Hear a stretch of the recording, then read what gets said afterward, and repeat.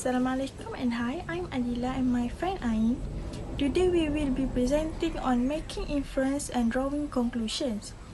This topic is important because it helps us understand information that is not directly stated, whether in reading, conversation or everyday situations.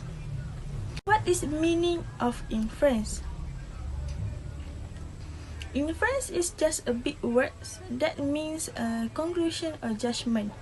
If you infer that something has happened, you don't see, hear, feel, smell or taste the actual events. But from what you know, it makes sense to think that it has happened.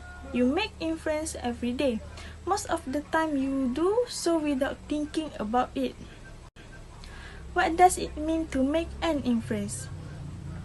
Making an inference means using clues from the text along with your own knowledge and experience to understand something that the author does not state directly.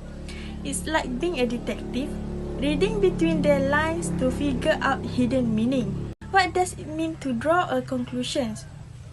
Drawing a conclusion is the process of making a final decision or judgment based on all the available information. It often involves making multiple inferences and considering evidence to form a well-reasoned understanding.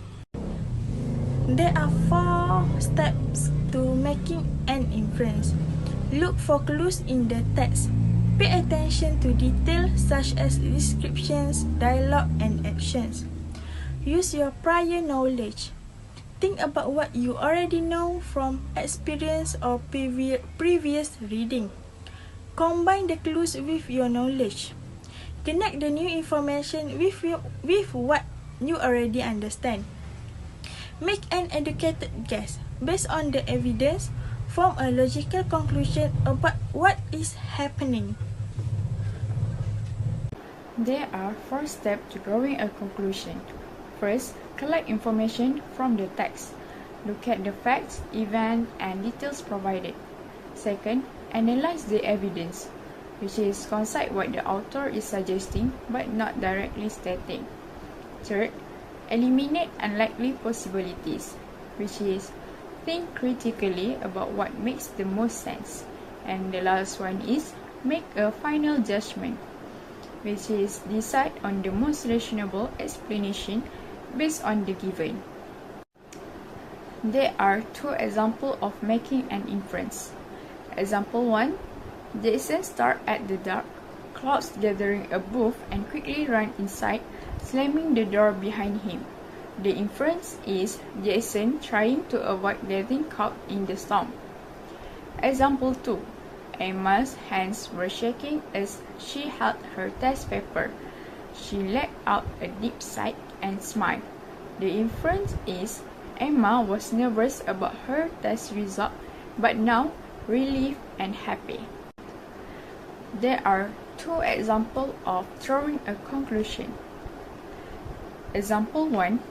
You see someone wearing a heavy coat and glove, and you notice that their breath is visible in the air. So the conclusion is it must be cold outside. Example 2.